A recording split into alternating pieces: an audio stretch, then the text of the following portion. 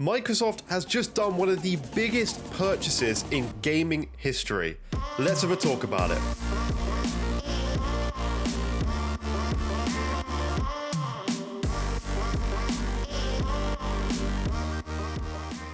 What is up, guys? Welcome back to another Major Ben video. This is going to be a little bit of a shorter one because I want to get it out there as soon as I possibly can, but I really appreciate it if you guys liked and subscribed to my channel because you get to keep up with all the latest Xbox and gaming news, so that would be really awesome. But Microsoft has just acquired Activision, or I believe it's the Activision Blizzard team, for 68.7 billion, which means they now own the rights to Overwatch, Diablo, Call of Duty, World of Warcraft, Candy Crush, and StarCraft. So this is absolutely crazy. I'm going to read a little bit of stuff that I've had made notes on, and we're just going to have a little bit of a talk about how crazy this acquisition of Activision is. Microsoft is acquiring Activision, the troubled publisher of Call of Duty, World of Warcraft, and Diablo. The deal will value Activision at $68.7 billion, I should say, far in excess of the $26 billion Microsoft paid to acquire LinkedIn in 2016. It's Microsoft's biggest push into gaming, and the company says it will be the third largest gaming company by revenue, behind Tencent and Sony once the deal closes. Microsoft plans to add many of Activision's games to Xbox Game Pass once the deal closes, which is, guys, by the way, how much better can Xbox Game Pass get at this point? Just think about this. For our same fee we pay already, we're going to get all these games. Oh man, I'm so hyped to be an Xbox gamer right now. With the acquisition of Activision, Microsoft will soon publish franchises like Warcraft, Diablo, Overwatch, Call of Duty, and Candy Crush.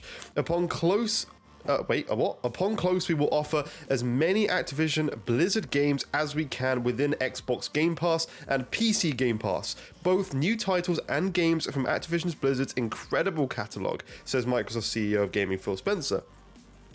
Xbox Game Pass now has 25 million subscribers as Microsoft continues to acquire studios to boost the subscription service. Now, I strongly believe that they wanted the Game Pass to have more than 25 million at this point in time because I just don't know. I feel like that is not hitting the target of what they wanted, to be honest with you. I think they wanted to be at 30 by 2022 at least, but this will be a massive boost. If you have franchises that would cost £70 like Call of Duty on PlayStation, for example, and then going to be free on Game Pass with our monthly fee, then obviously it's natural which position those places are going to go. And obviously things like DLC currently come first for PlayStation because they have that contract. That's not going to be happening anymore. So potentially a lot of the streamers who do use Xbox or whatever, they're potentially going to switch to the Xbox system now because things are, content might come early. I know a lot of people use PC now anyway. They said, we're invested deeply in world-class content, community, and the clouds to usher in a new era of gaming that puts players and creators first and makes gaming safe, inclusive, and accessible to all, says Microsoft CEO Satya Nadella. Now, that's very important, the whole safe thing, because obviously, Activision have had a ton of lawsuits going on to do with various things that I don't want to discuss on my channel, but there's been a lot going on with Activision. They've been in a lot of trouble. You guys can do further reading on that, but they've actually saved probably 30% on this acquisition due to stocks being lower because Activision stocks being lower because of what's been going on. But I mean, let's have a little discussion about what this could mean, because obviously everything is very up in the air. A lot of people have no clue of what's going on right now, whether games like Call of Duty, Overwatch, are they going to be exclusive to Xbox, or are they going to be allowed to come to platforms like PlayStation? So let's have a little talk about that first.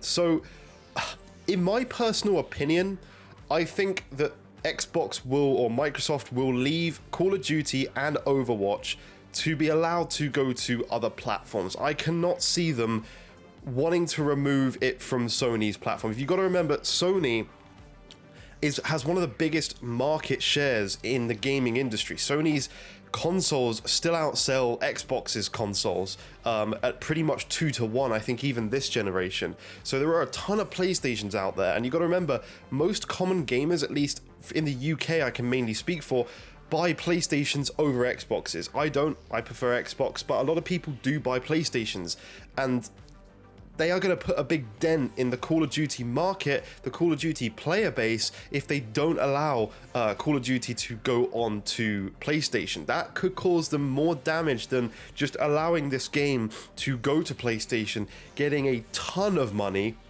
obviously charging the full value for PlayStation owners, but then having it on Game Pass for everybody else day and date. And it's going to force those Sony guys to have to pay, which they will if they want to play Call of Duty, but they're going to have to pay to play Call of Duty, a full value of the game.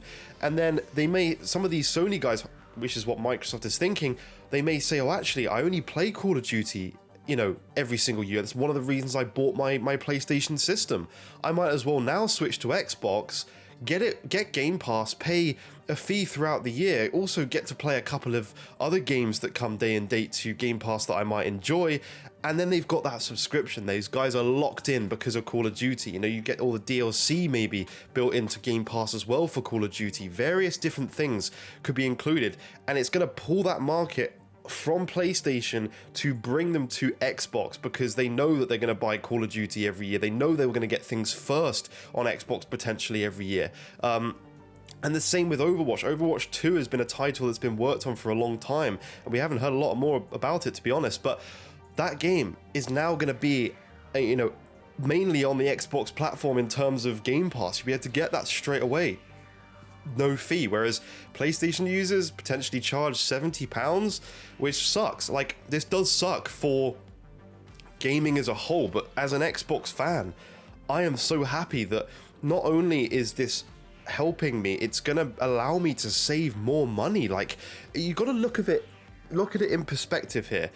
I'm obviously a fan of Xbox, and I will always admit that I love Xbox, and I do still criticize them when they do things wrong, like when they try to increase the cost of Xbox Live and stuff like that. But at the same time, I pay £70 or pay £60, whatever Call of Duty costs this year, every single year, because I like the Call of Duty franchise. I always buy that. I buy the DLC.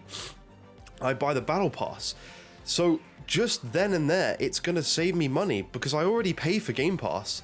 I'm no longer going to need to buy Call of Duty anymore.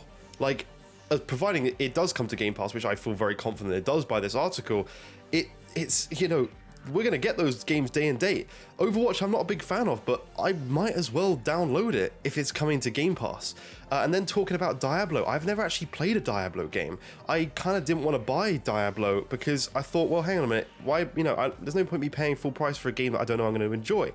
World of Warcraft raises a ton of questions for me because I've heard some rumors that maybe they might be trying to bring this game to console, and obviously doing so would kind of reboot World of Warcraft. I know a ton of people who would want to play World of Warcraft on console. Now, I don't know if it's possible. I know it is with a mouse and keyboard, obviously, because you need a ton of buttons, but you can actually use a mouse and keyboard on Xbox. So the fact that they could do that kind of thing, same with StarCraft, and bring it across as a mouse and keyboard experience on an Xbox to play some of these PC titles, who knows?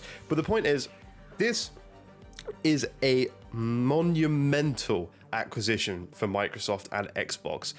You've got to remember that they've just recently bought ZeniMax for, what was it, 7 billion, was it? I can't remember what it was. I think it was $7.5 billion they've bought ZeniMax for, acquiring the whole of Bethesda and all the teams surrounding some of those fantastic games. And now they've just spent another nearly $68.7 billion to acquire a ton of games. And by the way, there are others. This also does qualify games like Guitar Hero, Spyro, Crash Bandicoot, Tony Hawk games as well, and stuff like that. Hearthstone, StarCraft, obviously we talked about. So there is a ton of games behind this label. Like, this is such a big deal, and it's been interesting to see a lot of the Sony fans' reactions, and some of them have actually come out and said, you know, this is huge. Like, this is actually huge for Xbox. And you got to remember, it's it's so nice to see Xbox doing something positive and actually pushing Sony. I'm not going to sit here and say Sony's doomed. They're not. They're absolutely not doomed. Sony has fantastic games. They always will. I buy every exclusive, not necessarily for the full price tag, but when it's dropped in price and stuff, I love, and I will never fault any of the PlayStation exclusives. They are fat, except Horizon. I hate Horizon. I'm sorry, I just don't. But all the other games, I've loved them. I've had a great time playing them. Spider-Man, both Spider-Man Miles Morales and the original 2018 Spider-Man are some of my favorite games of all time. They are fantastic, and they're not doomed. Sony is going to be fine. But this is huge. You know, it's all about competition at this point. Sony has been dominating the industry this last generation throughout the whole entirety of it, and only now is Microsoft really putting the work in. They've got the most powerful system out of the two. They've got a ton of studios that they can buy, and they have a ton more that they can buy. That's the difference. Microsoft's money that they have, the amount of money that Microsoft can spend on studios, can spend on paying to get stuff on Game Pass day one, is huge. Sony cannot compete with the amount of money that Microsoft has. So you're going to see this kind of thing constantly driven, even when Sony do have a potential streaming service. And I think this is really going to push them to get their own, because they're going to need to do something to help the players, because right now Microsoft are dominating that industry, and it is the way things are going in the future. So Sony are going to need to start doing that, but Microsoft obviously have the higher capital. They can afford to pay more to get stuff on their service, and they will do so if it benefits them. So it's interesting to see. I found the numbers very interesting. 25 million that are subscribed to Game Pass. I do see that going up a huge amount with this acquisition. They're kind of penetrating the amateur market. Also with stuff like Candy Crush, shows they may look into get more mobile games on the mobile game, xCloud streaming service. So hopefully they do push that. But anyway, I'm going to end this video now because I want it to go out. Thank you so much for watching. I hope you've enjoyed. Please do leave a like, and please do subscribe to the channel. It really does help me out. And thank you for everybody who supports my channel. It means a lot. So thank you. And I'll see you guys in future videos. Bye bye for now.